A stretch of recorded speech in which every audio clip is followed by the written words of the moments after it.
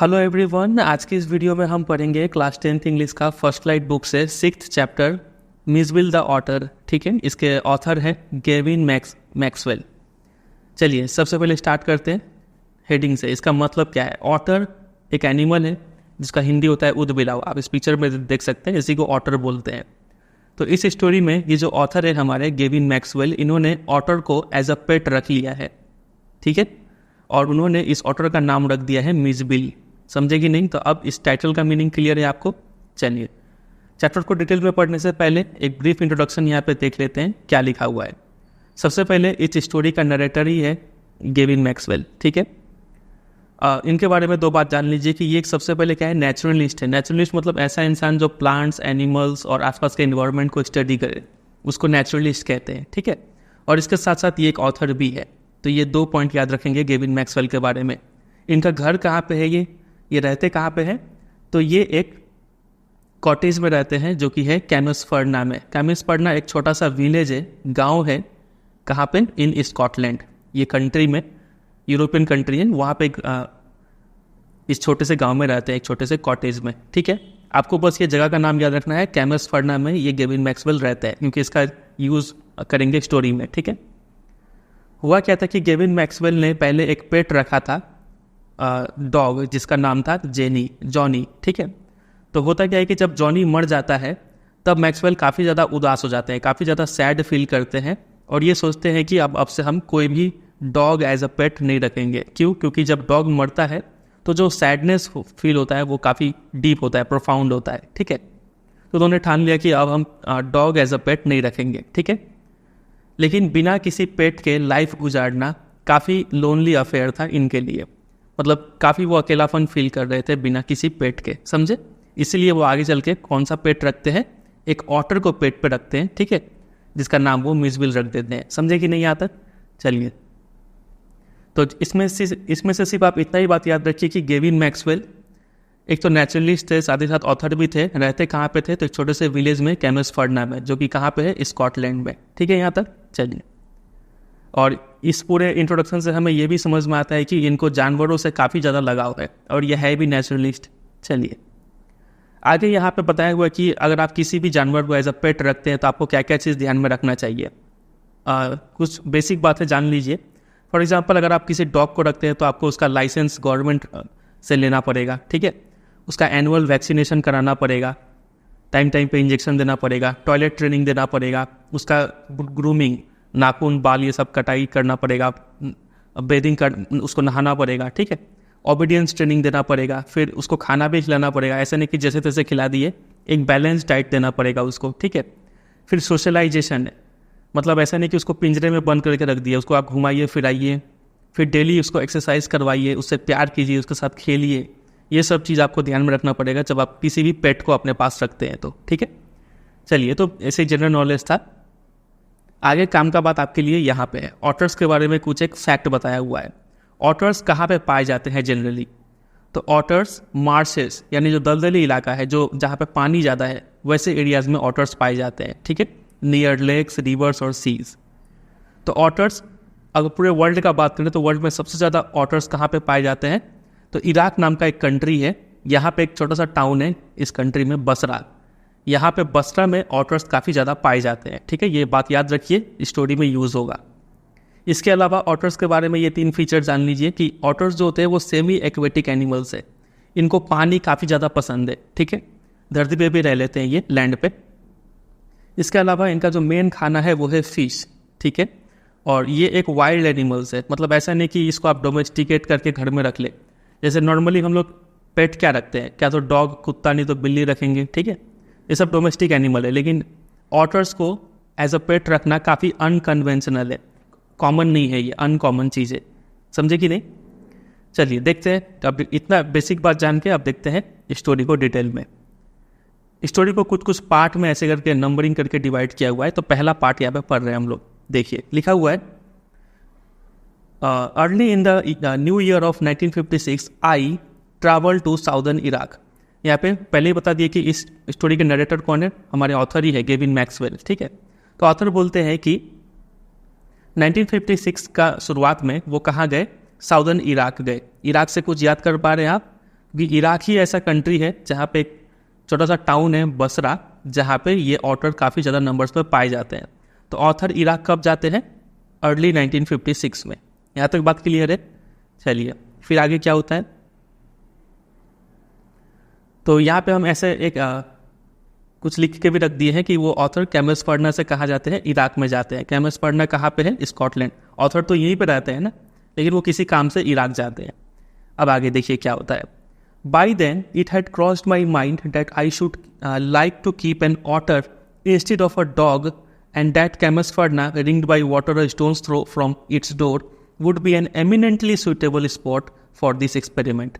इस चैप्टर का थोड़ा लैंग्वेज थोड़ा मुश्किल लग सकता है आपको, लेकिन आप थोड़ा सा पेशेंस रख के समझिएगा, काफ़ी इजी है। देखिए लिखा है कि इस साल तक उन्होंने ये माइंड में फिक्स कर लिया था, ये चीज़ तय कर लिया था कि वो इस बार कोई भी डॉग को एज अ पेट नहीं रखने वाले हैं। ठीक है, वो डॉग के बजाय एक ऑटर को एज अ पेट रखेंगे। समझ गए?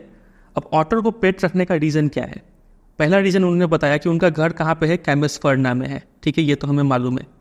और कैमसफर्ना का खास बात यह है कि ये रिंग्ड बाई वाटर है, यानी सराउंडेड बाई वाटर है। आसपास काफ़ी ज़्यादा वाटर बॉडीज है, समुद्रों से घिरा हुआ है। ठीक है, और stones throw from its door, मतलब स्टोन्स थ्रो मतलब वेरी शॉर्ट डिस्टेंस।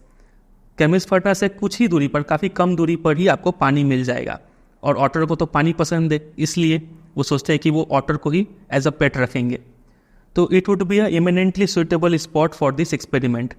एक्सपेरिमेंट क्या है? कि ऑटर को एज अ पेट रखना। हमें पता है ऑटर क्या है? एक वाइल्ड एनिमल है, इसको एज अ पेट जनरली रखा नहीं जाता है।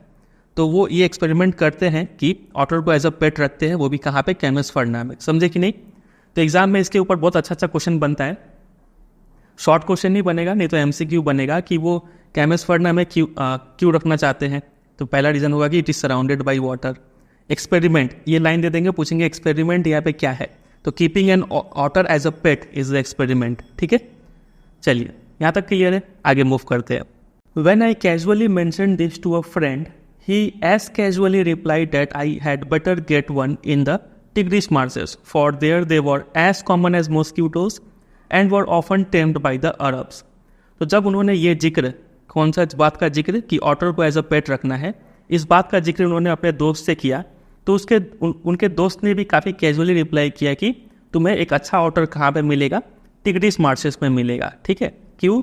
इसके लिए भी दो रीज़न है। पहला रीज़न, क्योंकि टिग्रिस मार्शेस में ऑटर इतने कॉमन है जितने कि मॉस्क्यूटोज, मतलब काफ़ी ज़्यादा नंबर्स में आपको ऑटर्स यहाँ पे मिलेंगे। ठीक है, और दूसरा रीज़न ये है कि ऑटर्स को यहाँ पे अरब लोगों ने टेम्ड करके भी रखा हुआ था। मतलब आप तो जानते हैं अरब लोग तो टाइगर वगैरह को भी एज अ पेट रख लेते हैं, तो ये लोग ऑटर को भी एज अ पेट रख रहे थे। तो ये दो रीजन से उन्होंने कहा कि आप टिग्रिस मार्शेस में जाइए, यहाँ पे आपको अच्छा ऑटर मिल जाएगा। ठीक है, फिर आगे वी यानी हमारे ऑथर और उनके friend were going to Basra to the consulate general to collect and answer our mail from Europe.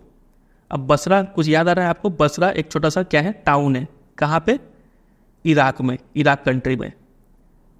शुरू से समझिएगा, क्योंकि देखिए 1956 में वो इराक गए थे। ठीक है, अब इराक में ही बसरा जो टाउन है वहाँ पे जा रहे हैं वो दोनों, वो और उनके फ्रेंड। किस मकसद से जा रहे हैं वहाँ पे? क्योंकि यूरोप से उनका कोई मेल आया होगा, उसको कलेक्ट करना और उसको आंसर करना, ये काम करने के लिए वो बसरा जा रहे थे। और बसरा में एक ऑफिस है जिसका नाम है कॉन्सुलेट जनरल, इस ऑफिस में वो दोनों जा रहे थे। ठीक है, at the consulate general we found that my friend's mail had arrived but that mine had not. तो ये ऑफिस पहुंचने के बाद पता चला कि ऑथर के जो फ्रेंड है उनका मेल आया हुआ है, लेकिन ऑथर का मेल नहीं आया हुआ है। ठीक है, चलिए आगे मूव करते हैं। इसके बाद इस पूरे पैसेज में कम्युनिकेशन प्रॉब्लम बताया हुआ है। तो जब उन्होंने देखा कि कोई मेल नहीं आया हुआ है तो वो क्या करते हैं? I cabled to England and when 3 days later nothing had happened I tried to telephone. वो इंग्लैंड में केबल, मतलब केबल का मतलब है send a message by telegraph, एक तार के जरिए मैसेज को भेजा जाता है। ठीक है, केबल। तो टेलीग्राफ किए वो इंग्लैंड में, और वो करने का बाद भी 3 दिन बीत गया और कोई भी जवाब नहीं आया वहाँ से। ठीक है, वो इस बात का मतलब जिक्र कर रहे थे कि ऑटर को एज अ पेट रख सकते हैं कि नहीं, ये मैसेज वो भेज रहे थे। ठीक है, लेकिन इसका कोई जवाब नहीं आ रहा था। आई ट्राई टू टेलीफोन, उसके बाद वो कोशिश की कि जब टेलीग्राफ से काम नहीं चल रहा था तो लोग फ़ोन ही कर लेते हैं। अब उस टाइम में फ़ोन करना काफ़ी एक बड़ा अफेयर था। देखिए, फ़ोन करने के लिए आपको 24 आवर्स एक दिन पहले एडवांस में बुकिंग करना पड़ेगा कि मुझे कॉल करना है, ठीक है। तो पहले दिन क्या हुआ कि the line was out of order, telephone line ख़राब था, ठीक है। दूसरे दिन क्या हुआ, the exchange was closed for a religious holiday, कुछ रिलीजियस सेलिब्रेशन था जिस वजह से उस दिन छुट्टी था और आप उस दिन कॉल नहीं कर सकते हैं, तो दूसरा दिन भी बर्बाद हो गया। इसके बाद third day there was another breakdown, कुछ और खराबी आ गया, तो प्रॉब्लम आ रहा था कम्युनिकेशन करने में। My friend left and I arrange to meet him in a week's time, तो मेरा दोस्त वहाँ से चला गया और फिर मैंने ये अरेंजमेंट किया कि मैं उससे एक हफ्ते बाद मिलूंगा, ठीक। 5 days later my mail arrived, और 5 दिनों बाद मेरा मेल आया, ठीक है, जो भी उसमें लिखा हुआ था। I carried it to my bedroom to read, मैं वो चिट्ठी लेके अपने बेडरूम में जा रहा था ताकि वहाँ पर जाके आराम से उसको पढ़ूंगा। And there squatting on the floor were 2 Arabs, और मेरे रूम के बाहर मैंने देखा कि फ्लोर पे स्क्वेटिंग मतलब आप इस पिक्चर में देख सकते हैं, इस तरीके से बैठने को स्क्वेटिंग कहते हैं, ठीक है। आजकल पिक्चर बेस्ड क्वेश्चन आ रहे हैं तो इस पिक्चर का भी ध्यान होना चाहिए आपको। तो 2 अरब रूम के बाहर स्क्वेटिंग पोजीशन में बैठे हुए थे, और beside them lay a sack that squirmed from time to time, squirm मतलब ट्विस्टेड अबाउट, और उनके बगल में एक सैक यानी एक थैला रखा हुआ था जो कि थोड़ी थोड़ी देर में हिलता था, ट्विस्ट करता था। इसका मतलब उस बोरे में, उस सैक में कुछ लिविंग थिंग है, ठीक है। They handed me a note from my friend, here is your otter, फिर उन दोनों अरब ने उन्हें एक छोटा सा चिट पकड़ाया जो कि ऑथर के दोस्त ने उन्हें दिया था, ठीक है। और उस चिट में लिखा हुआ था कि ये लो तुम्हारा ऑटर, मतलब ऑथर के जो फ्रेंड थे उन्होंने एक ऑटर दे दिया ऑथर को। समझे यहाँ तक? चलिए, तो अभी तक जितना भी हम पढ़े हैं उसमें से काम का बात आपको सिर्फ इतना ही याद रखना है कि ये ईयर में ऑथर जो है वो कहाँ गए थे, इराक गए थे, ठीक है। उन्होंने डिसाइड किया था कि वो एक ऑटर को एज अ पेट रखेंगे, रीजंस हमने समझ लिया। इसके बाद वो इसका जिक्र अपने दोस्त से करते, तो दोस्त ने सुझाव दिया कि आप टिग्रिस मार्च से चला जाओ, यहाँ पे आपको इन 2 रीजन का वजह से अच्छा ऑर्डर मिल जाएगा, ठीक है। फिर वो लोग कॉन्सुलेट जनरल के ऑफिस में जाते हैं अपना मेल कलेक्ट करने के लिए, मेल मिलता नहीं है। इसके बाद कुछ कम्युनिकेशन प्रॉब्लम बताया हुआ है कि उस ज़माने में क्या क्या प्रॉब्लम होता था, ना टेलीग्राफ काम कर रहा है ना टेलीफोन काम कर रहा है, 3-4 दिन ऐसे ही बर्बाद हो जाता है। तो उनके दोस्त वहाँ से चले जाते हैं, ठीक है। लेकिन दोस्त जाते तो हैं, लेकिन उनके लिए एक ऑर्डर का जुगाड़ करके जाते हैं। यहाँ तक बात क्लियर है? चलिए आगे मूव करते हैं, दूसरा part. With the opening of that sack, जैसे ही उन्होंने वो सैक यानी जो थैला था उसको खोला, began a phase of my life that has not yet ended, मेरे जीवन का एक ऐसा पड़ाव, ऐसा फेज स्टार्ट हो गया जो कि अभी तक एंड नहीं हुआ है। And may for all I know not and before I do, और जहाँ तक मुझे लग रहा है जब तक मैं ख़त्म ना करूँ ये मेरा जो फेज है जो चल रहा है वो ख़त्म नहीं होगा। तो ऐसा क्या था उस सैक के अंदर में? देखिए, सैक के अंदर में हमें पता है ऑटर था, तो ऑटर्स ये काफ़ी ज़्यादा अफेक्टेड हुए। कैसा इफेक्ट पड़ा इन पे? देखिए, it is a thraldom to otters and otter fixation that I have since found to be shared by most other people who have ever owned one. वो ऑटर से इतना ज़्यादा लगाव फील करने लगे कि वो बोलते हैं कि एक थार्डम है, इसका मतलब होता है, पुराने ज़माने का इंग्लिश शब्द है ये, बोला जा रहा है being under the control of deep attachment, devotion, एक टाइप का भक्ति हो जाता है, काफ़ी गहराई से आप जुड़ जाते हैं उस एनिमल के साथ, ठीक है। एक ऑटर फिक्सेशन हो जाता है, फिक्सेशन मतलब अ वेरी स्ट्रॉन्ग अटैचमेंट और फीलिंग, ठीक है।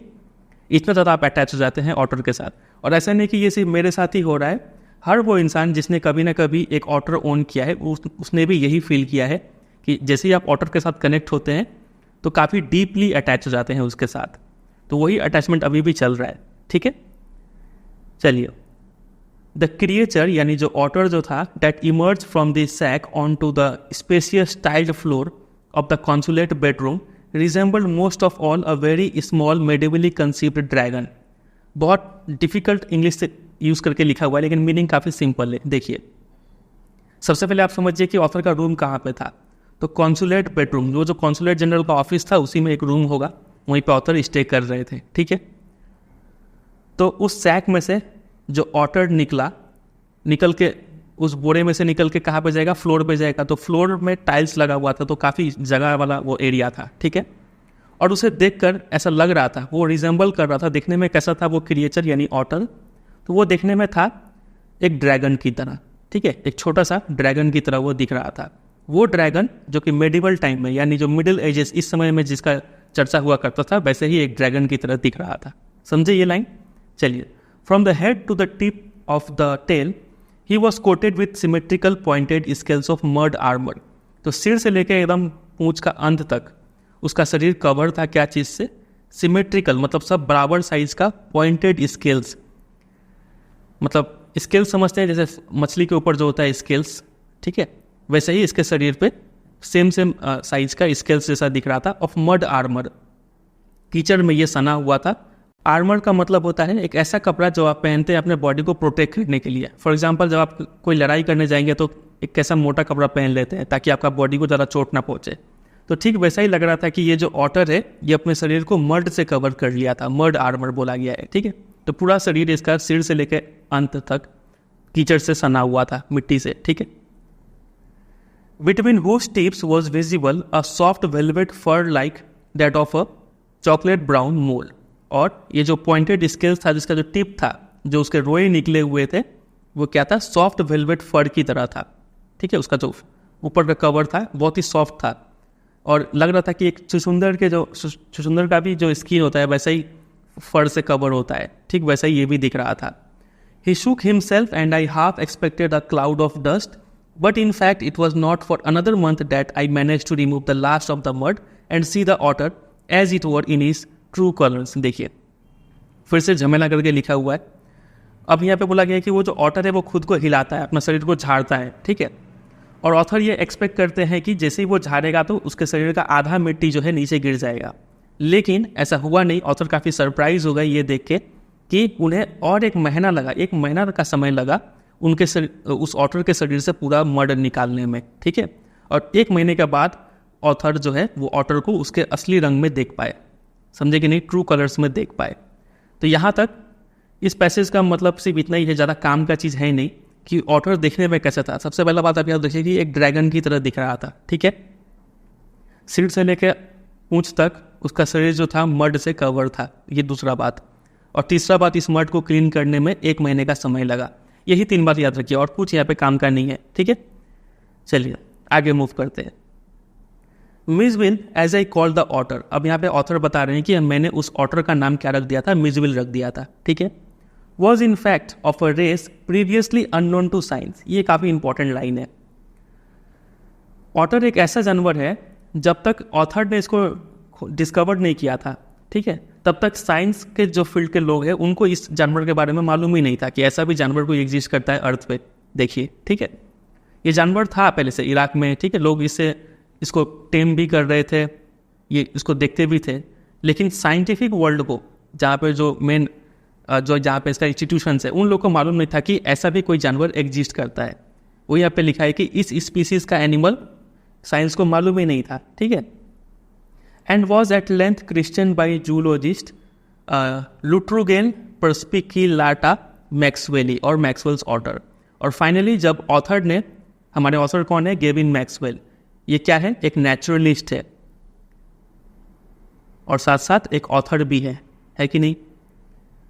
तो जब इन्होंने एक ऑटर को एज अ पेट रखा, ठीक है, उनको स्टडी किया काफ़ी डीपली और उसके ऊपर रिसर्च किया, उसको डॉक्यूमेंट किया, उसके बारे में लिखा, तब जाके जूलॉजिस्ट को मालूम चला कि ऐसा भी कोई जानवर एग्जिस्ट करता है।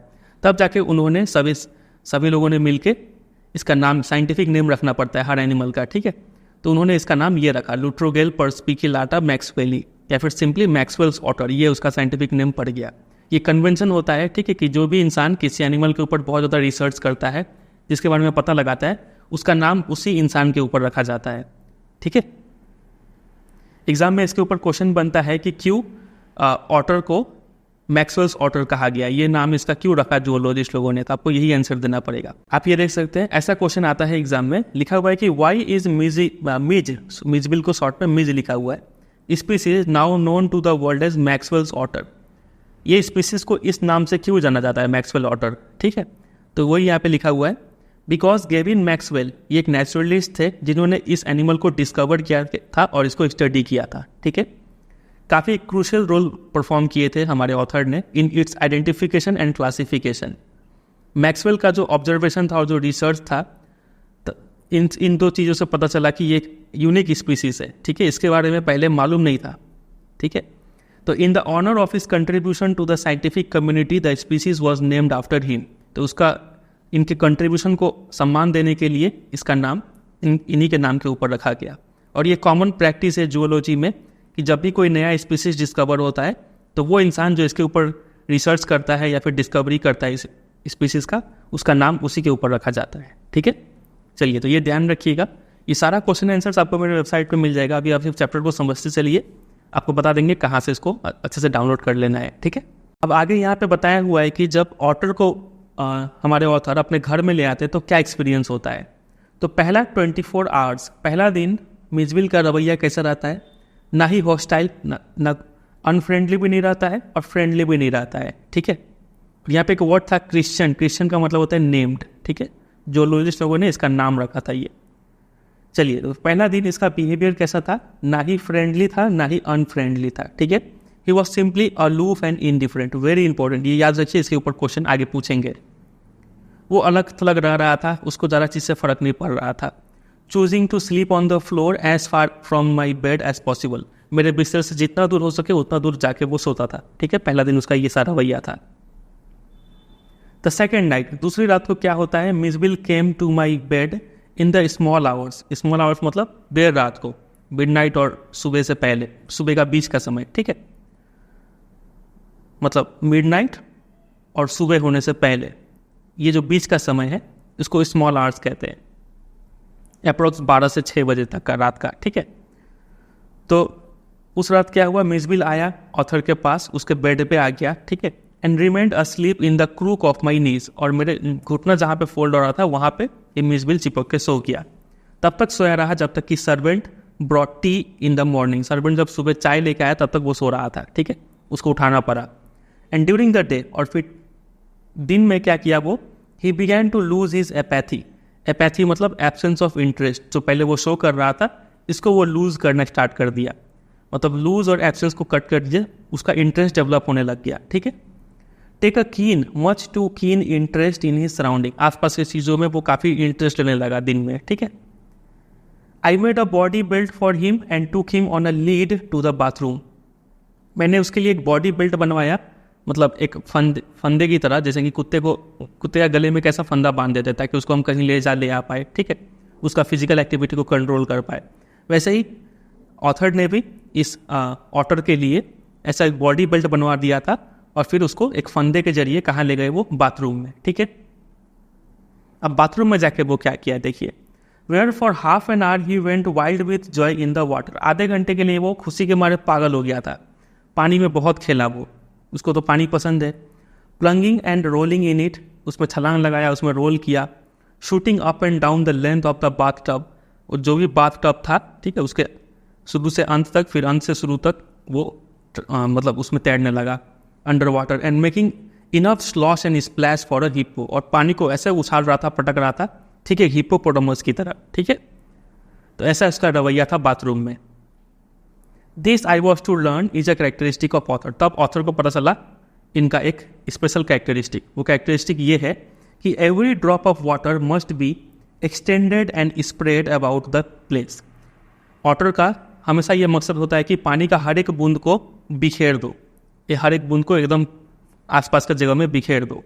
अ ball must at once be overturned, अगर किसी बॉल में पानी रखा हुआ है उसको तुरंत उल्टा कर दो ताकि पानी नीचे गिर जाए, और अगर उसको उल्टा ना किया जा सके, if it will not be overturned be set in it, जाके उस बॉल में बैठ जाओ और पानी को स्प्लॉश करो। ठीक है, तब तक कि जब तक वो पानी ओवरफ्लो ना कर जाए। Water must be kept on the move and made to do things when static it is a wasted and provoking. Mijbil का हमेशा ये मानना होता है कि पानी जो है उसको हमेशा मूव करते रहना चाहिए, उसको खिलाते रहना चाहिए। अगर पानी रुक गया तो वो पानी बर्बाद हो गया मतलब, और वो काफ़ी गुस्सा दिलाने वाला चीज़ बन जाता है अगर पानी रुका हुआ है तो ऑथर ये समझते हैं कि ऑटर्स का रवैया पानी को लेकर ऐसा होता है। ठीक है, इसलिए वो पानी में इतना एक्टिविटी करने लगते हैं। चलिए फिर आगे क्या लिखा हुआ है, ऐसा करके हमने देखा पहला रात को इनडिफरेंट था वो ऑटर, दूसरी रात को ऑथर के नी के पास आके सो गया, फिर दिन में बाथरूम ले गए तो काफ़ी एक्टिविटी किया पानी के साथ, इंटरेस्ट आने लगा उसे। फिर 2 दिन बाद अब क्या हुआ वो देखिए। 2 days later, Misville escaped from my bedroom as I entered it, and I turned to see his tail disappearing around the bend of the corridor that led to the bathroom. 2 दिन उसको तो बेडरूम में बंद करके रखा हुआ था, ठीक है। तो जब ऑथर आते हैं उस रूम में तो दरवाज़ा खोल के आएंगे, तो जैसे ही दरवाज़ा खुलता है मिसविल क्या करता है, उस खुले हुए दरवाजे से बाहर चला जाता है, ठीक है। और ऑथर देखते हैं कि उसका जो पूंछ है वो कहाँ पे बेंड हो रहा है, बाथरूम की तरफ बेंड हो रहा है कॉरिडोर से होते हुए। तो ऑथर समझ गए कि ये मिसविल कहाँ गया है, बाथरूम में गया है। एक बार उसको बाथरूम ले गए थे, अब उसको बाथरूम का नशा लग गया, फिर से चला गया वो bathroom.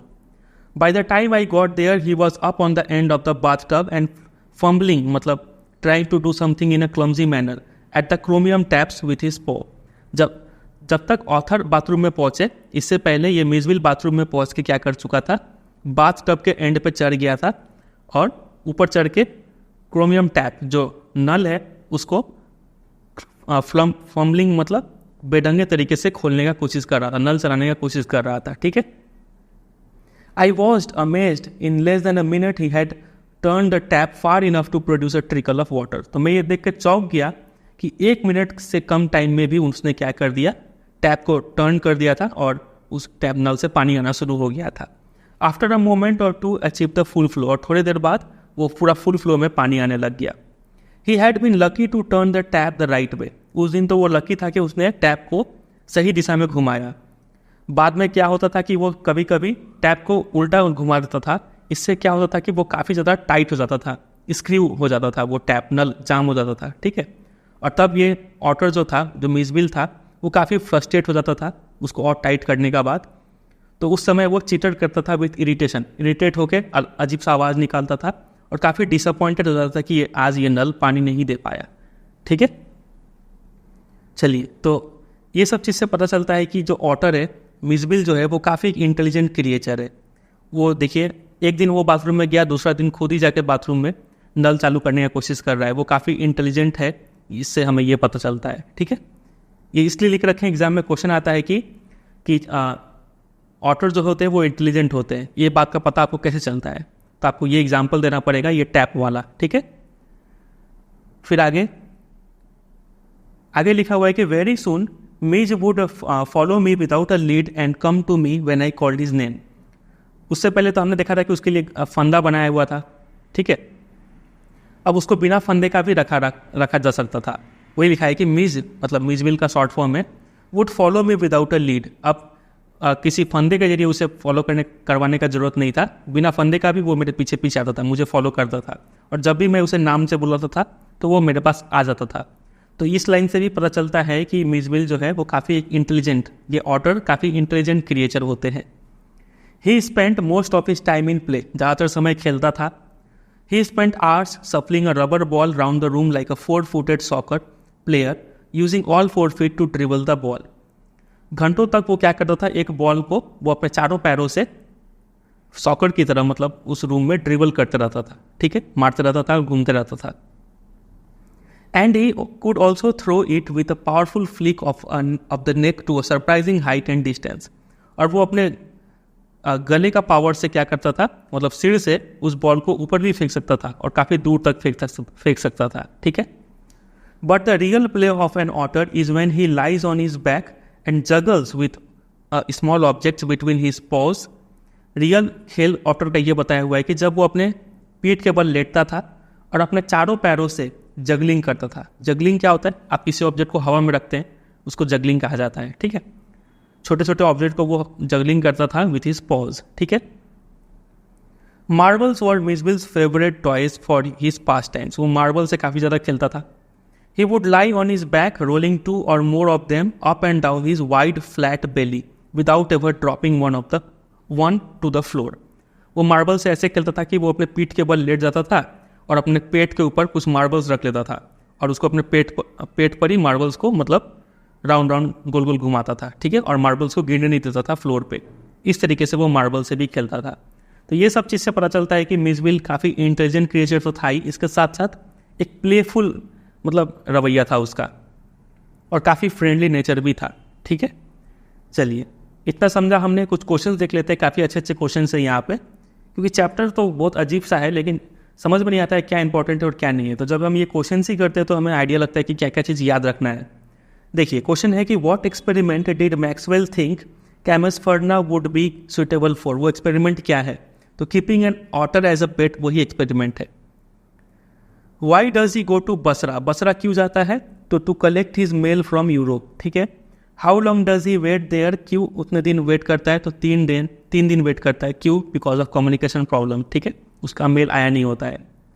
How does he get the otter, otter कैसे मिलता है? तो उसके दोस्त से मिलता है, वो दोस्त जो कि बसरा से था। डज ही लाइक इट, क्या उसे वो ऑटर पसंद आता है? हाँ, कैसे पसंद आता है? हमें कैसे पता चला कि उसे पसंद आता है? तो उन्होंने कहा कि उसे ऑटर फिक्सेशन हो गया है, डीप अटैचमेंट हो गया है थार्ड्रा में, ठीक है, इससे पता चलता है। ये 2 वर्ड्स है। Why was otter named Maxwell otter, ये तो समझ ही गए इसका नाम क्यों रखा गया था, क्योंकि ये ऐसा स्पीसीज है प्रीवियसली पता नहीं था, मैक्सवेल ने ही साइंटिफिक वर्ल्ड के लिए इसको डिस्कवर किया था। Tick the right answer. In the beginning the otter was, शुरुआत में ऑटर का रवैया कैसा था? तो अलूफ एंड इनडिफरेंट था, बाद में जाकर फ्रेंडली हो गया, हॉस्टाइल तो कभी हुआ ही नहीं। वॉट हैपेंड व्हेन मैक्सवेल टूक मिसविल टू द बाथरूम, बाथरूम में वो घंटों तक खेलता रहा, पानी से स्प्लैश किया, ठीक है। What did it do 2 days after that, 2 दिन बाद क्या हुआ? 2 दिन बाद वो खुद ही बाथरूम में चला गया और वो जो क्रोमियम टैप्स था उसको ओपन करके पानी निकाल दिया, ठीक है। चलिए अब आ जाइए तीसरे पार्ट पे। लिखा हुआ है the days passed peacefully at Basra but I dreaded the prospect of transporting Mij to England and to Camusfearna. Basra में तो दिन काफ़ी शांति से गुजर रहा था ऑथर का मिजविल के साथ, लेकिन ऑथर को डर था। ड्रेडेड द प्रोस्पेक्ट का मतलब होता है was in great fear of something that would happen in the future. किस बात का डर था? इस बात का डर था कि मिजविल को कैसे ट्रांसपोर्ट किया जाए इंग्लैंड में, और फिर इंग्लैंड से कहाँ उनको फाइनली जाना है? कैमसफर्ना में। हमें पता है ऑथर का घर कहाँ पे है, कैमसफर्ना नाम के विलेज में, ठीक है। तो मिजविल को पहले इंग्लैंड ले जाना पड़ेगा, उसके बाद इंग्लैंड से कैमसफर्ना ले जा पाएंगे, ठीक है। तो प्रॉब्लम क्या था? प्रॉब्लम ये था कि जो ब्रिटिश एयरलाइन थी to London would not fly animals, इनका कंडीशन था कि ये अपने फ्लाइट में एनिमल्स नहीं जाने देंगे, ठीक है। इसलिए ऑथर को क्या करना पड़ता है? I booked a flight to Paris on another airline and from there to London. वो क्या करते हैं? अपने जर्नी को और ब्रेक करते हैं। वो पहले बसरा से कहाँ जाएंगे? पेरिस जाएंगे, फिर पेरिस से लंदन जाएंगे, फिर लंदन से कैमसफर्ना जाएंगे, समझे? उनका जर्नी थोड़ा बढ़ जाता है। और पेरिस से होके जाएंगे तो उनका ऐसा नहीं कि वो एनिमल को फ्रीली ले जा सकते हैं, उनको एक कंडीशन फुलफिल करना पड़ेगा। वो कंडीशन ये था कि the airline insisted that Mijbil should be packed on to a box not more than 18 inches square. उन्होंने कहा कि आपको मिजविल को एक डब्बे में, एक बॉक्स में पैक करना पड़ेगा, और वो बॉक्स का साइज 18 इंच स्क्वायर से ज़्यादा नहीं होना चाहिए, ठीक है। ऐसा बॉक्स होना चाहिए, और ये जो लेंथ है वो 18 इंच से ज़्यादा नहीं होना चाहिए, ठीक है। और साथ ही साथ to be carried on the floor at my feet, आप इस बॉक्स को अपने पैरों के पास रखेंगे, ठीक है। I had a box made, तो ऑथर क्या करते हैं? ऐसे ही एक बॉक्स बनवाते हैं।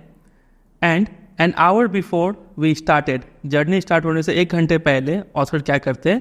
I put Mij in to the box so that he would become accustomed to it. Mijbil को उस बॉक्स में रखते हैं 1 घंटा पहले, ताकि मिजविल को इस बॉक्स का आदत लग जाए, और रख के चले जाते हैं। रख के बॉक्स को ऊपर से बंद करके, उसका लीड को बंद करके चले जाते हैं फॉर अ हरीड मील, जल्दी से खाना खाने के लिए चले जाते हैं, ठीक है। जब ऑथर खाना खा के वापस आते हैं तो वो क्या देखते हैं? देयर वॉज एन एपेलिंग स्पेक्टेकल, मतलब अ शॉकिंग सीन, काफ़ी एक चौंका देने वाला दृश्य देखने को मिलता है। क्या होता है वहाँ पे? देखिए, there was a complete silence from the box. वो देखते हैं कि बॉक्स पूरा शांत है, साइलेंट है, but from its air holes and chinks around the lid blood had trickled and dried. लेकिन शांत तो है, शांति कोई प्रॉब्लम नहीं था, लेकिन प्रॉब्लम ये है कि जो भी एयर होल्स था, मतलब जो छेद छोड़े हुए थे जहाँ से हवा जा आ पाए, और साथ ही साथ जो चिंक्स था, जो क्रैक्स था ढक्कन के आसपास, वहाँ से खून दिख रहा है कि खून निकला हुआ था वहाँ पे, और खून सूख चुका था वहाँ पे, ठीक है। तो ऑथर ये देख के घबरा गए। वो तुरंत विप्ड ऑफ का मतलब क्विकली टुक ऑफ, तुरंत और लॉक खोलते हैं उस बॉक्स का, and tore open the lid, और खोलते हैं ऊपर का ढक्कन को, एंड अंदर देखते हैं कि मिजविल पड़ा हुआ है, एग्जॉस्टेड एंड ब्लड स्पैटर्ड, पूरा थका हुआ और खून से रंगा हुआ मिजविल आप उन्हें दिखता है। Whimpered and caught at my leg, Mijbil क्या करता है? जैसे ही ढक्कन खुलता है, मिजविल एक लो क्राइंग साउंड करता है और तुरंत आके ऑथर के पैरों से निपट जाता है, चिपक जाता है, ठीक है। He had torn the lining of the box to shreds. और मिजविल ने क्या किया था, उस बॉक्स के अंदर का जो लाइनिंग था, अंदर का जो कवर था, उसको चित्रों में फाड़ दिया था, ठीक है। When I removed the last of it so that there was no cutting edges left, it was just 10 minutes until the time of the flight. तो ऑथर ने क्या किया, जो भी अंदर का लाइनिंग जो मिजबिल ने फाड़ रखा था, ऑथर ने उस पूरा लाइनिंग को फाड़ के बाहर निकाल दिया ताकि कोई कटा हुआ किनारा ना रहे जिससे मिजबिल हर्ट हो जाए। और ये सब काम करते करते अब सिर्फ समय 10 मिनट का बचा है फ्लाइट स्टार्ट होने में, ठीक है। और एयरपोर्ट अभी भी 5 मील दूरी पे था। तो ऑथर के पास चूंकि और कोई ऑप्शन बचा नहीं, वो जल्दी क्या करते हैं, 10 मिनट में वो क्या ही कर सकते हैं। ऑथर मजबूरी में उस मिजरेबल मिज को, मतलब मिजबिल को उस बॉक्स में फिर से डालते हैं। अब आप समझ ही सकते हैं ऑथर को कैसा फील हुआ होगा, काफ़ी हेल्पलेस, काफ़ी गिल्टी फील कर रहे होंगे ऑथर, ठीक है। Holding down the lead with my hand, और उसको मिजबिल को वापस से उस बॉक्स में रख देते हैं और इस बार लॉक नहीं करते, इस बार वो ढक्कन को अपने हाथों से पकड़ लेते हैं ताकि जब भी मिजबिल ढक करे तो ऑथर को फील हो और वो ढक्कन खोल दे, ठीक, उसको ज़रा तड़पना ना पड़े बॉक्स के अंदर में, ठीक है। एग्जाम में ये क्वेश्चन आता है कि जब ऑथर दोबारा मिजबिल को उस बॉक्स में रखते हैं तो ऑथर कैसा फील करते हैं, ये बताइए। तो आपको वही लिखना पड़ेगा, काफ़ी हेल्पलेस, काफ़ी गिल्ट फीलिंग करते हैं, काफ़ी सैड फील करते हैं, ठीक है। और यहाँ पे भी देखने को मिलता है कि जब उसको बॉक्स में बंद किया जाता है तो वो काफ़ी छटपटाता है, खून निकल जाता है तो भी वो कोशिश करते रहता है। इसका मतलब ऑटर जो होते हैं वो एक ऐसे एनिमल है जो प्यार चाहते हैं, जो सोशलाइज होना चाहते हैं, कहीं पिंजरे में बंद होकर रहना नहीं चाहते, ठीक है। कंपेनियनशिप चाहिए इन्हें, ठीक है। चलिए, I sat in the back of the car with the box beside me as the driver toured through the streets of Basra like a ricocheting bullet. तो ऑथर जाके कार में बैठ गए और वो कार का जो ड्राइवर था बसरा के रास्तों से इतना तेज़ी से निकाल रहा था जैसे कि एक रिकोचेटिंग बुलेट हो। मतलब बुलेट, ऐसा बुलेट जो हिटिंग अ सरफेस के बाद डायरेक्शन को चेंज कर ले। मान लीजिए ये बुलेट यहाँ से जा रहा है, यहाँ से जाइए गया, यहाँ पे कोई सरफेस से टकरा के ऐसे ऐसे एक बुलेट की तरह मतलब स्पीड में जा रहा था, ठीक है। The aircraft was waiting to take up, plane अब स्टार्ट होने ही वाला था। I was rushed through to it by infuriated officials, जो ऑफिशियल्स थे प्लेन के वो काफ़ी गुस्सा हो गए थे। इन्फ्यूरिएटेड मतलब वेरी एंग्री, क्योंकि हम इतना लेट आए थे। उन्होंने मुझे जल्दी से सीट पे बिठाया, ठीक है। और luckily the seat booked for me was at the extreme front. Luckily ये था कि सीट सामने में ही था, बेकार में पीछे जाने में और ज़्यादा समय लग जाता, इसलिए सीट सामने में ही था, तो ये अच्छा बात था, थोड़ा देरी कम हुआ। I covered the floor around my feet with news paper. Author क्या करते हैं, उनके पैरों के आसपास जो फ्लोर था प्लेन का, ठीक है, उस पर अखबार बिछा देते हैं, ठीक है।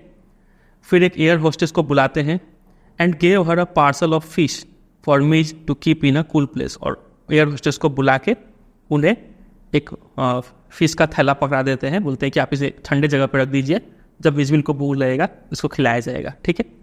I took her in to my confidence about the event of the last half hour. और ऑथर क्या करते हैं, पूरा ईमानदारी से अपना जो भी एक्सपीरियंस था पिछले आधे घंटे का वो सारा बात एयर होस्टेस को बता देते हैं। कोई भी चीज़ छिपाते नहीं है, वो खुल के बता देते हैं कि जब मैंने इसे बॉक्स में रखा तो ये काफ़ी ऐसा ऐसा बिहेव किया है, काफ़ी खून निकला, ये सब बात एयर होस्टेस को बता देते हैं, ठीक है। I have retained the most profound admiration for that air hostess. अब ये एयर होस्टेस बहुत इंपॉर्टेंट है, इसके ऊपर क्वेश्चन बनता है।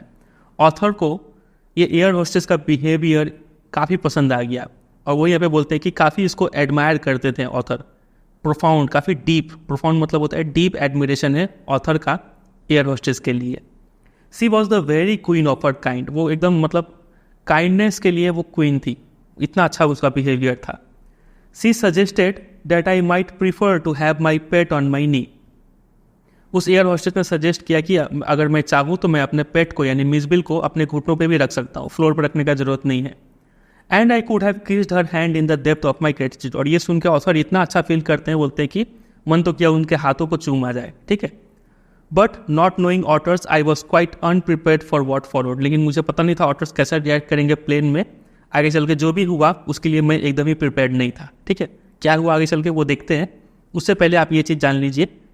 इसके ऊपर क्वेश्चन आता है कि ये लाइन दे देंगे, बोलेंगे इसको जस्टिफाई कीजिए कि ऑथर क्यों ऐसा बोलते हैं। तो आपको ये 2 पॉइंट याद रखना है कि जो एयर होस्टेस थी वो काफ़ी इनक्रेडिबली अंडरस्टैंडिंग एंड हेल्पफुल थी, ठीक है। ऑथर का प्रॉब्लम को समझी, काफ़ी मदद की, आगे चल के हमें पता चलेगा कैसे मदद करती है वो। Grateful for her kindness and support, author काफ़ी ग्रेटफुल थे उनके काइंडनेस के लिए, सपोर्ट के लिए, ठीक है। वो यहाँ तक कि ये भी ऑफर करती है कि ऑथर चाहे तो अपने पेट को अपने नी घुटनों पे भी रख सकता है, ठीक है, गोदी में। चलिए देखते आगे क्या होता है। Mij was out of the box in a flash. जैसे ही ऑथर ने उस बॉक्स को नीचे रखा, मिजविल जो था उस बॉक्स से तुरंत बाहर निकल गया। He disappeared at high speed down the aircraft. वो काफ़ी स्पीड में वो गायब हो गया। देखिए ये आप प्लेन का पिक्चर देख सकते हैं, अंदर का सीन है। ये एक रो ऑफ सीट गया होगा और इधर से एक रो ऑफ सीट गया होगा। अब बीच में जो प्लेस खाली है उसको आइल बोलते हैं, AISLE, ये याद रखिएगा। ये बीच का प्लेस को क्या बोलते हैं? आइल बोलते हैं। तो इसी आइल से होते हुए वो मिजबिल कहीं गायब हो गया। देखिए, he disappeared at a high speed down the aircraft. There were squawks and shrieks and a woman stood up on her seat screaming out a rat, a rat. देखिए सभी लोग चीखने चिल्लाने लग गए और एक वुमेन जो थी वो अपने सीट पर खड़ा हो गई, आप ये पिक्चर में देख सकते हैं, और चीखने लगी कि एक चूहा, एक रैट, रैट। वो इसको पहचान ही नहीं पा रहे थे क्योंकि हमें पता है कि उस समय तक ये स्पीसीज पता ही नहीं था लोगों को कि ऐसा भी कोई जानवर एग्जिस्ट करता है। तो वो सोच रही थी कि ये एक रैट है, रैट रैट बोल के चीखने लगी, ठीक है। फिर आगे क्या हुआ? I caught sight of Mij tail disappearing beneath the legs of a portly white turbaned Indian. Author जो थे गेविन मैक्सवेल, वो देखते हैं कि मिज का जो पूंछ है वो कहाँ पे जा रहा है? Beneath the legs of a portly मतलब स्टाउट, एक मोटे, एक टर्बन पगड़ी वाले इंसान थे यहाँ पे, उनके पैरों के नीचे जा रहा है वो मिजबिल। ऑथर को ये दिखता है, ठीक है। डाइविंग फॉर इट, ऑथर क्या करते हैं? उसको पकड़ने के लिए छलांग लगा देते हैं। आई मिस्ड, उनसे छूट जाता है वो Mijbil. But found my face covered in करी, लेकिन पाते हैं कि उनका चेहरा जो था वो करी, जो सब्जी का जो रस होता है उसमें जाकर लग जाता है। Perhaps, said the air hostess was the most charming with the most charming smile, it would be better if you resumed your seat and I will find the animal and bring it to you. यहाँ पे air hostess का एक और अच्छा ही सामने आता है। Air hostess इतना पैनिक सिचुएशन में भी काफ़ी स्माइल करते हुए बोलती है कि सर आप अपने सीट पे बैठ जाइए, मैं उस ऑटर को पकड़ के लाती हूँ और आपको देती हूँ, ठीक है। तो काफ़ी सपोर्टिव थी, काफ़ी अंडरस्टैंडिंग थी। दूसरा कोई एयर होस्टेस होता तो काफ़ी गुस्सा करता कि अरे क्या लेके आ गए हो, चीखता चिल्लाता, ठीक है, लेकिन वो खुद हेल्प करती है। I return to my seat, author जाके अपने सीट पर बैठ जाते हैं। I was craning my neck trying to follow the hunt when suddenly I heard from my feet a distress chitter of recognition and welcome. Craning का मतलब होता है अपना सिर मतलब आगे निकाल के देखना कि कैसे उसको पकड़ा जा रहा है, ठीक है। वो उस हंटिंग को देख रहे थे कि कैसे एयर होस्टेस उस मिजबिल को पकड़ रही है। फिर तुरंत ही ऑथर ये फील करते हैं कि उनके पैरों के पास से एक आवाज़ आता है, डिस्ट्रेस चिटर, मतलब काफ़ी टेंशन में चीखने चिल्लाने का आवाज़ आता है। किसका? मिजबिल का। मिजबिल उसके पैरों, ऑथर के पैरों के पास आके चिपक जाता है। And Mij bounded on to my knee and began to nuzzle my face and my neck. और मिज जो था उनके घुटनों पर चढ़ जाता है और फिर नजल का मतलब होता है to rub gently with knows, अपने नाक से काफ़ी प्यार से रगड़ने लगता है ऑथर के चेहरे को, उनके गले को, उनके गोदी में आके बैठ जाता है, ठीक है। मतलब जो कोई प्रॉब्लम था वो सॉल्व हो गया यहाँ पे। बस यही था। और देख लीजिए कुछ क्वेश्चन है यहाँ पे। How was Mij to be transported to England? इसको इंग्लैंड कैसे ले जाना था? तो by air from Basra to Paris and then to London in a box not more than 18 inches square. समझ गए? What did Mij do to the box? Box के साथ क्या किया? तो tore the inner lining of the box to shreds, ठीक है। फिर अगला क्वेश्चन है ये, why did Maxwell put the otter back in the box? क्यों उन्होंने उसको बॉक्स में वापस रख दिया? क्योंकि सिर्फ 10 मिनट ही बाकी था, कोई और ऑप्शन वो नहीं सोच पाए। गेटिंग लेट हो रहे थे वो, उसलिए दोबारा उन्हें बॉक्स में रखना पड़ा। How do you think he felt when he did this? कैसा उन्हें फील हो रहा होगा? तो काफ़ी फ्रस्ट्रेटेड, वॉरी, हेल्पलेसलेस, गिल्टी फील कर रहे होंगे जब ऑथर ने दोबारा मिजबिल को उस बॉक्स में रखा तब। वाई डज मैक्सवेल से the air hostess was the very queen of her kind? उन्होंने ऐसा क्यों कहा? तो एयर होस्टेस का गुण यहाँ पे कुछ लिख दिए हैं। हेल्पफुल थी, अंडरस्टैंडिंग थी, सपोर्टिव थी, went above and beyond to assist him. Above and beyond का मतलब होता है काफ़ी बढ़ चढ़ के ऑथर का हेल्प की। Even offered Maxwell to keep Mijbil on his lip. उन्होंने ये भी ऑफर दिया। रूल क्या है कि उसको फ्लोर पर रखना पड़ेगा, लेकिन इस एयर होस्टेस ने बोला कि आप चाहे तो उसे अपने घुटनों पर भी रख सकते हैं, गोदी में रख सकते हैं। What happened when the box was opened? जैसे वो बॉक्स को खोला गया तो क्या हुआ? तो Mijbil escaped and disappeared down the AISLE, आइल, ठीक है। बताइए दिए कि दो रो का बीच में जो खाली रो होता है उसको आइल बोलते हैं। Of the aircraft causing commotion among the passenger में काफ़ी अफरा तफरी डिस्टर्बेंस आ गया उस मिसबिल का बाहर निकलने से। ठीक है, चलिए ये था तीसरा। अब आइए चौथे वाले पे, ये चौथा फोर्थ पार्ट अब हम पढ़ने वाले हैं। After an eventful journey Maxwell and his otter reach London. Journey खत्म होते ही दोनों कहाँ पहुँच गए? लंदन में पहुँच गए। Where he has a flat. अब इनका घर एक यहाँ पे भी था, एक फ्लैट था लंदन में भी। तो लंदन में वो लोग कुछ दिन रहते हैं। देखिए लंदन में कैसा एक्सपीरियंस होता है वो देखिए।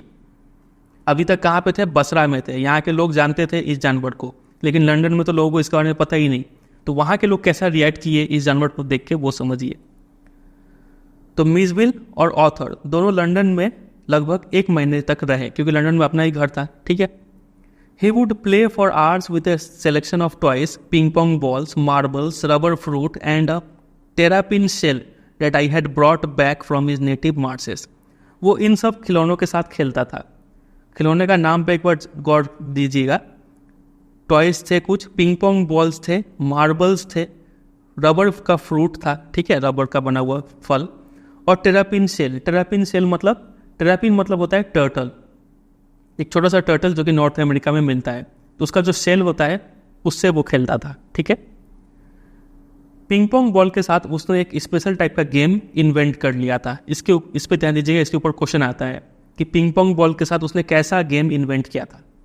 With the ping pong ball he invented a game of his own which could keep him engrossed for up to half an hour at a time. ऐसा गेम वो इन्वेंट कर लिया था कि जिसमें वो आधे घंटे के लिए पूरा इनग्रॉस रहता था, मतलब कंप्लीटली इंटरेस्टेड होता था उस गेम में, खोया रहता था। वो गेम क्या था वो देखिए। हुआ था कि a suitcase that I had taken to Iraq had become damaged on the journey home so that the lid when closed remained at the slope from one end to the other. एक suitcase जो वो Iraq लेके गए थे, वो suitcase damage हो गया था। ठीक है। तो जब उस सूटकेस का लीड ढक्कन बंद करने से एक तरफ उठा हुआ रहता था और एक तरफ धंसा हुआ रहता था। ठीक है। तो एक टाइप का स्लोप क्रिएट हो जाता था यहाँ पे सूटकेस पे। ठीक है। तो मिज ने इसी स्लोप का फायदा उठाया। मिज डिस्कवर्ड दैट, मिज ने यह पाया कि if he place the ball, वो पिंग पोंग बॉल अगर एक हाई जगह पे रखता है, it would run down the length of the suitcase. तो वो बॉल रोल होके दूसरे एंड पे जाता है। उसने ये ऑब्जर्व किया। He would dash around two the other and. तो मिजविल क्या करता था? तुरंत दौड़ के दूसरे एंड पे पहुंचता था टू एम्बूश इट्स अराइवल, और छिप जाता था और इंतजार करता था कि कब वो बॉल नीचे आएगा। Hide from it crouching to spring up and take it by surprise. छिप के एकदम किसी पे अटैक कर रहे हैं मानो, उस हिसाब से इसको सरप्राइज करने के लिए जैसे ये बॉल एंड पर था वैसे ही वो उस बॉल को कैच कर लेता था। ठीक है। Grab it and trot off with to the high and once more. फिर बॉल पकड़ के फिर दोबारा वो इस हाई एंड पे आता था, फिर बॉल को रखता था, फिर उसको रोल करता था, फिर आके छिप के इस बॉल को पकड़ता था। ऐसा ही वो गेम डेवलप कर लिया था। तो एग्जाम में यही क्वेश्चन आएगा कि कौन सा गेम वो डेवलप किया था पिंग पोंग बॉल और सूटकेस के साथ। तो ये गेम उसने डेवलप किया था, ये याद रखिएगा। ठीक है। चलिए आगे मूव करते हैं। ये तो हो गया घर का अंदर का बात कि वो बहुत खेलता था, ये सब चीज़ खेलता था। अब घर के बाहर क्या रवैया था वो देखिए। Outside the house I exercised him on a lead precisely as if it had been a dog. तो घर के बाहर वो उसको एक्सरसाइज करवाने ले जाते थे ऑन अ लीड, एक मतलब गले में फंदा डाल के उसको एक्सरसाइज करवाने के लिए ले जाते थे, ताकि वो इधर उधर ना चला जाए। जैसे आप कुत्ते को ले जाते हैं गले में फंदा डाल के, वैसे ही वो ऑटर को ले जाता था। Mij quickly developed certain compulsive habits on these walks in the London streets. तो मिज ने जब भी उसे वॉक पे ले जाते थे तो मिज क्या करता था, कुछ दिनों में ही एक कंपल्सिव हैबिट्स डेवलप कर लिया। कुछ कंपल्सिव हैबिट्स ऐसे हैबिट्स होते हैं जो कि इम्पॉसिबल हो कंट्रोल करने के, मतलब repetitive behaviour that a person feels compelled to perform. जाने अनजाने में वो भी एक्टिविटी उसे करना है तो करना है, उसी को बोलते हैं कंपल्सिव हैबिट। इसको इस एग्जांपल से समझेंगे। देखिए, like the rituals of children who on their way to and from school must place their feet squarely on the center of each paving block। होता क्या कि कभी मान लीजिए टाइल्स लगा हुआ है, तो आप बच्चे लोग भी कभी कभी चलते चलते अचानक से जाने अनजाने में आप ये फील करते होगे कि आप एक कदम यहाँ रख रहे हैं, दूसरा कदम यहाँ रख रहे हैं, तीसरा कदम यहाँ, चौथा कदम यहाँ, पांचवा कदम यहाँ। कुछ अलग अजीब टाइप सा पैटर्न आप डेवलप कर लेते हैं और वैसे ही चलने लगते हैं। इसको बोलता है कंपल्सिव हैबिट। या फिर हो सकता है कि must touch every 7th upright of the iron railing. एक कहीं पे आयरन रेलिंग है तो हर 7वां या फिर दूसरा तीसरा जो भी उसको आप टच करते, इसको टच किए, इसको छोड़ के फिर इसको टच किए, फिर इसको छोड़ के इसको टच किए, इसको टच किए, ऐसे करके टच करना, अजीब टाइप का बिहेवियर करना, ठीक है। या फिर pass to the outside of every second lamp post. मान लीजिए कि कोई रास्ते में लैम्प पोस्ट है, एक यहाँ पे, एक यहाँ पे, एक यहाँ पे, एक यहाँ पे, तो कोई लड़का क्या कर रहा है, यहाँ से चल रहा है, यहाँ पे निकल रहा है, फिर यहाँ से घुस रहा है, यहाँ से निकल रहा है, यहाँ से निकल रहा है, इस तरीके से चलना, ऐसा कंपल्सरी अजीब अजीब हरकत करना, ठीक है। चलते चलते आप किसी को क्रिकेट का बहुत जोश है तो वो चलते चलते बॉलिंग करेगा, शॉट मारेगा, ठीक है, हवा में, तो ऐसा कुछ बिहेवियर करना, इसको बोलते हैं कंपल्सिव हैबिट। तो ऐसा ही कुछ हैबिट मिसबिल ने भी डेवलप कर लिया था जब वो वॉक के लिए निकलता था लंदन स्ट्रीट्स में। मिसबिल का कंपल्सिव हैबिट क्या था, ये था, देखिए, opposite to my flat, flat का ठीक ऑपोजिट था एक तल्ला प्राइमरी स्कूल था, ठीक है, single storeyed primary school. Along whose frontage ran a low wall some 2 feet high, और स्कूल के ठीक सामने एक जो दीवार था वो बहुत ही कम हाइट का था, सिर्फ 2 फीट हाइट ऊंचाई का एक दीवार था। तो मिसबिल जब भी वॉक करके वापस आता था, ऑन हिज वे होम, घर की तरफ जब आता था, जाते वक्त नहीं, सिर्फ आते वक्त, ठीक है, मिसबिल क्या करता था, would tug me to this wall, मुझे खींच के ले जाता था इस वॉल की तरफ, फिर इस वॉल पे जंप मारता था, वॉल का हाइट कितना था, 2 फीट, उस पर जंप मारता था, एंड गैलअप, मतलब पूरा डिस्टेंस जो था वो दौड़ के, तेजी से दौड़ के पूरा लेंथ कवर करता था, ऑफ इट्स 30 यार्ड, वो लेंथ था 30 यार्ड, इस लेंथ को दौड़ के कवर करता था।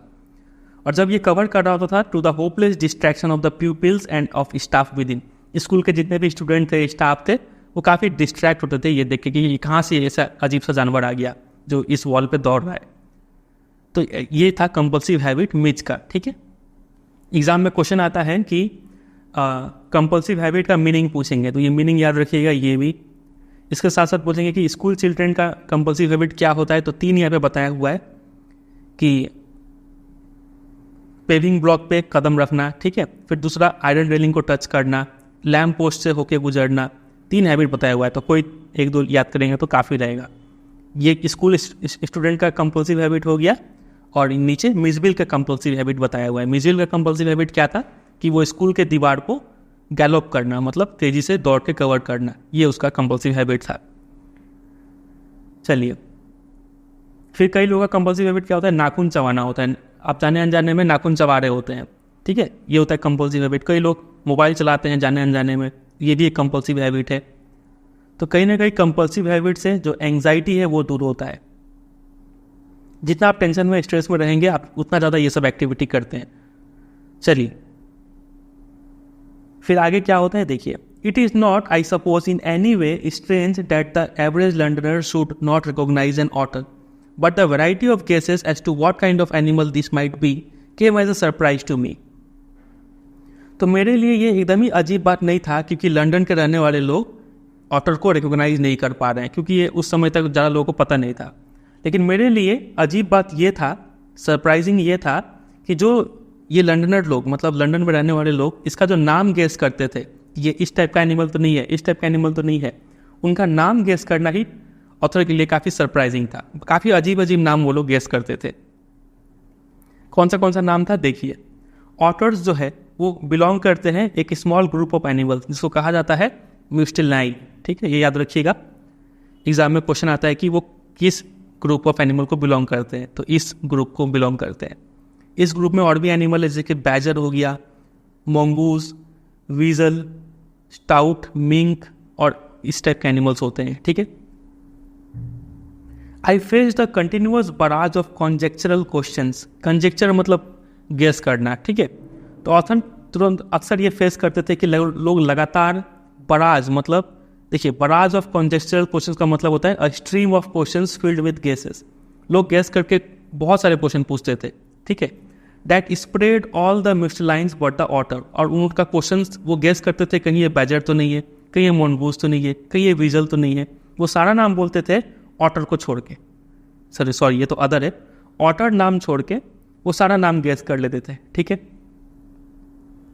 मोर रैंडम गेसेस हिट ऑन, और बहुत अजीब अजीब जो गेसेस था वो ये सब था, कहीं ये बेबी सील तो नहीं है, कहीं ये स्क्विरल तो नहीं है, या फिर कहीं ये वॉलरस तो नहीं है। और ये सब नाम सुन के मुझे काफ़ी हंसी भी आता था कि ये लोग क्या क्या गेस कर रहे हैं। And outside a dog show I heard a hippo, और एक डॉग शो के बाहर तो एक जन ने क्या गेस कर दिया इसका नाम, कहीं ये हिपोपोटामस तो नहीं है, काफ़ी अजीब था ये। अब बीवर तो नहीं है, बियर कप तो बियर का बच्चा तो नहीं है, लेपर्ड तो नहीं है, सोचिए लेपर्ड तक इसको गेस कर दिया। One apparently date had change it spots, ठीक है, ऐसा लेपर्ड जिसने अपना स्पॉट्स चेंज कर लिया हो।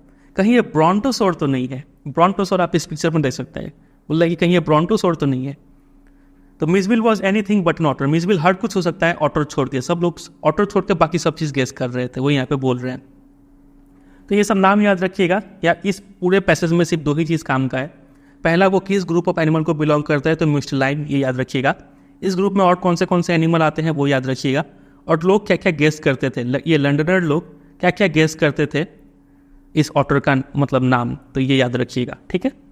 लास्ट स्टैंजा पे आते हैं। But the question for which I awarded the highest score came from a labourer digging a hole in the street. एक क्वेश्चन ऐसा था जिसको मैं सबसे हाईएस्ट मार्क्स दूंगा, ठीक है, बहुत अजीब क्वेश्चन में। वो क्वेश्चन आया हुआ था एक लेबरर की तरफ से, वो लेबरर जो कि रास्ते में कहीं गड्ढा खोद रहा था। I was still far from him when he let down his tool, मैं उससे काफ़ी दूर था, अच्छा खासा दूरी पे था, कि मैंने देखा कि उसने अपना जो टूल था, जो औजार था, वो छोड़ दिया हाथ से। फिर दोनों हाथों को अपने कमर पर रख लिया और ध्यान से देखने लगा, बिगैन टू स्टेयर, घूर घूर के देखने लगा हमें यानी ऑथर को और मिसविल को। As I drew nearer I saw his expression of surprise and affront, जैसे जैसे मैं और करीब गया उस इंसान के, उस लेबरर के, मैंने देखा कि उसके चेहरे पे ऐसा एक्सप्रेशन था, काफ़ी चौंका हुआ था, सरप्राइज था वो, और काफ़ी अफ्रॉन्ट मतलब इंसल्टिंग वो फील कर रहा था, मानो कि वो ये कहना चाह रहा हो कि he would have me know that he was not one upon whom to play jokes, वो एक ऐसा इंसान नहीं है जिसके साथ मजाक किया जा सके, ये कहना चाह रहा हो, उसका एक्सप्रेशन ऐसा लग रहा था, ठीक है। I came abreast of him, abreast of मतलब उससे काफ़ी करीब गया, उसके सेम लेवल पे गया, तो पाया कि वो क्या करता है, वो स्पैट, वो थूकता है नीचे। ग्लेयर्ड, इतना गुस्सा रहता है कि ग्लेयर्ड मतलब लुक एंग्रीली, काफ़ी गुस्से से देखता है। एंड ग्राउल्ड आउट का मीनिंग होता है टू से समथिंग इन एंग्री वॉइस, काफ़ी गुस्से से बोलता है कि here mister what is that suppose to be, ये क्या तुम लेके आए हो। इतना गंदा एक्सप्रेशन देके वो ये क्वेश्चन पूछता है कि ये तुम क्या लेके आए हो, मजाक कर रहे हो मेरे साथ, ऐसा मजाक मेरे साथ नहीं चलेगा, ये कहना चाह रहा था। इसी क्वेश्चन को ऑथर बोलते हैं कि ये सबसे हाईएस्ट मार्क, मतलब इतना क्या अजीब में लेके आ गया कि इसने ऐसा रिएक्ट किया, समझे कि नहीं। चलिए, तो बस इसी के साथ ये पूरा चैप्टर एंड होता है। यहाँ पे कुछ क्वेश्चंस है, ये देखिए वहाँ पे जो क्वेश्चंस था उसका आंसर यहाँ पे लिखा हुआ है। What game had Mizo invented, तो मिज ने कौन सा गेम इन्वेंट किया था, तो एक ऐसा गेम था using a ping pong ball and a damage suitcase, ये दोनों को यूज करके उसने गेम इन्वेंट किया था। वो क्या कर रहा था, बॉल को रख रहा था on the high end of suitcase, फिर उसको रोल डाउन होते हुए देखता था अदर एंड तक, फिर उसको चेस करता था, फिर छिप के क्राउच करके उसे पकड़ता था, ठीक है, यही उसका गेम था। कंपल्सिव हैबिट क्या होता है, तो compulsive habit or repetitive behaviour that a person feels compelled to perform, ताकि उसका एंग्जाइटी या फिर स्ट्रेस कम हो पाए, ठीक है। तो मैक्सवेल क्या कहते हैं, स्कूल चिल्ड्रन का कंपल्सिव हैबिट क्या होता है, तो वही टचिंग एवरी 7th रेलिंग या फिर stepping on the centre of each paving stone, tiles के बीचों बीच कदम रखना, ठीक है, ऐसा कुछ। फिर मिल्स का कंपल्सिव हैबिट क्या था, to jump on the wall outside the primary school and run along its length, ये उसका कंपल्सिव हैबिट था। इंपॉर्टेंट क्वेश्चन है, याद रखिएगा। तीसरा, what group of animals do otters belong, ये सारा आपको बता देंगे कहाँ से डाउनलोड करना है, ठीक है, अभी आप सिर्फ समझते चलिए। तो ऑटर्स किस ग्रुप को बिलोंग करते हैं, तो म्यूस्टलाइन को बिलोंग करते हैं। इसमें और भी एनिमल है जैसे कि बैजर, मोंगूस, वीजल्स, स्टाउट, मिंक्स, ये सब। अगला क्वेश्चन कि लंडनर्स लोग क्या क्या गेस किए थे इसका नाम, तो baby seal, squirrel, walrus, hippo, beaver, bear cub, leopard, brontosaur, ये सब नाम गेस किए थे। आगे ये क्वेश्चन तो हमने देख लिया। ये क्वेश्चन देखिए, एवरी ड्रॉप ऑफ वाटर को फैलाना है आसपास के जगह पे, तो मैक्सवेल का जो ये ऑब्जर्वेशन था, ये इसको आप थोड़ा डिस्क्राइब कीजिए, वो बोला है क्वेश्चन में। तो मैक्सवेल यहाँ पे ये बताना चाह रहे हैं कि ऑटर इसी तरीके से बिहेव करते हैं जब वो पानी के साथ इंटरैक्ट करते हैं। तो Maxwell noticed that Mij loved water and always wanted to play with it. Mij would do anything to make the water move and splash around, क्योंकि मिज के लिए क्या था कि पानी अगर स्टैटिक है, रुका हुआ है कहीं पे, तो वो पानी वेस्टेड है, वो पानी बर्बाद है और प्रोवोकिंग है, गुस्सा दिलाने वाला चीज़ है, ठीक है, इसलिए वो पानी को हिलाते रहता था हमेशा। He would tip over bowls में जाकर बैठता था और पानी को स्पिल करता था हर जगह। पानी के साथ कैसा रवैया, उसके ऊपर क्वेश्चन था ये।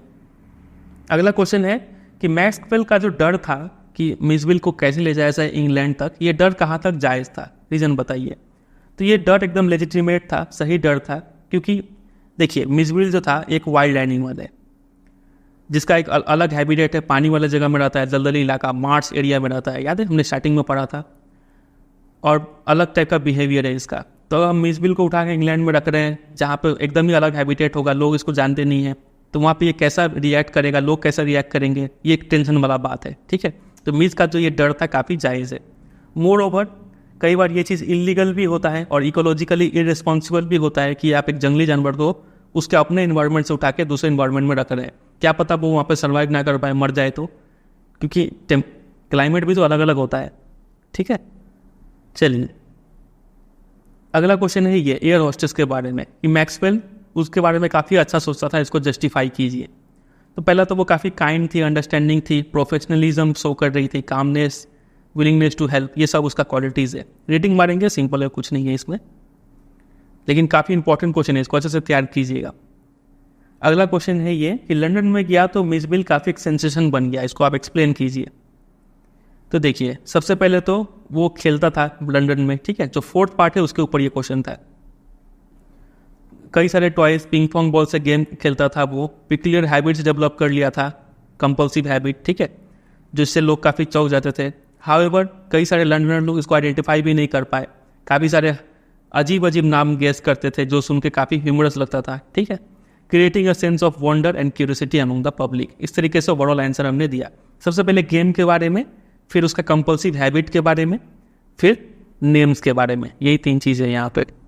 फिर आगे आप ये भी देख लीजिए, यहाँ पे कुछ बात लिखा हुआ है कि ये what are some of the things we come to know about otter from the text. Otter के बारे में क्या क्या बात पता चला ये स्टोरी पढ़ के। तो सबसे पहला, ऑटर काफ़ी प्लेफुल और एनर्जेटिक एनिमल होते हैं, इंटेलिजेंट है, ट्रेनेबल है, इसको ट्रेन किया जा सकता है, क्यूरियस होते हैं, सोशल एंड एफेक्शनेट होते हैं, पानी से काफ़ी ज़्यादा लगाव है इनका। तो ये सब कुछ पॉइंट हमें पता चला ऑटर्स के बारे में, बस। तो जितना क्वेश्चन आंसर हम यहाँ पे डिस्कस किए हैं और जो भी एक्स्ट्रा और भी इंपॉर्टेंट क्वेश्चन आंसर है वो सारा हम एक जगह कंपाइल करके वेबसाइट पर प्रोवाइड कर दिए हैं, ठीक है। आपको मिलेगा कैसे, आप सिंपली गूगल में सर्च कर दीजिए चैप्टर का नेम मिसविल द ऑटर और लिख दीजिए class 10 important questions bye CBSE guidance, last में ये ऐड कर दीजिए, या फिर सिर्फ चैप्टर नेम और लास्ट में बाय सीबीएसई गाइडेंस इतना लिख के सर्च मारिए, आपको पहले नंबर पे मिल जाएगा। ये जरूर ऐड कीजिएगा बाय सीबीएसई गाइडेंस, तो आपको पहले नंबर पे मिलेगा क्वेश्चन आंसर, ठीक है। वहाँ से जाके उसको आप पीडीएफ में डाउनलोड करके प्रिंट आउट निकाल के उसको पढ़ सकते हैं, तैयार कर सकते हैं, ठीक है। ये काम हो गया। उसके बाद ये जो भी पीडीएफ है इसमें हम जो भी लिख रखे हैं, मीनिंग जो भी अंडरलाइन कर रखे हैं, ये पीडीएफ भी डाउनलोड करने के लिए वेबसाइट पर दे दिए, आप वहाँ पर जाके इसको डाउनलोड कर सकते हैं, ठीक है। चलिए, तो उम्मीद करते हैं आपके लिए ये वीडियो काफ़ी हेल्पफुल रहा होगा, काफ़ी चीज़ सीखने को मिला होगा। आजकल टीचर काफ़ी बोलते हैं कि समरी देख लो इंग्लिश के और काम हो जाएगा आपका, लेकिन समरी देखेंगे तो आप ये क्वेश्चंस कर ही नहीं पाएंगे, वो सिर्फ मन बहलाने के लिए होगा कि आपने एक चैप्टर खत्म कर लिया, लेकिन चैप्टर को डीपली समझेंगे तो ही आप एग्जाम में क्वेश्चंस अटेम्प्ट कर पाएंगे, समझे कि नहीं। चलिए, तो टाइम थोड़ा ज़्यादा लगा, लेकिन उम्मीद करते हैं आपके लिए काफ़ी ये यूज़फुल रहा होगा। चलिए एंड करते हैं। वीडियो अच्छा लगा तो 3 काम कर दीजिए, वीडियो को लाइक कर दीजिए, दोस्तों के साथ शेयर कर दीजिए, और अगर आप चैनल पर नए हैं तो इसको सब्सक्राइब भी कर लीजिए। चैनल पे और भी वीडियोस हैं बाकी सब्जेक्ट के, मैथ, साइंस, इंग्लिश, एसएसटी, वो भी पढ़ा हुआ है, आप वो भी देख सकते हैं, आपको उससे भी काफ़ी हेल्प मिलेगा, ठीक है। चलिए मिलते हैं बहुत जल्द किसी और वीडियो में, तब तक के लिए bye bye and take care.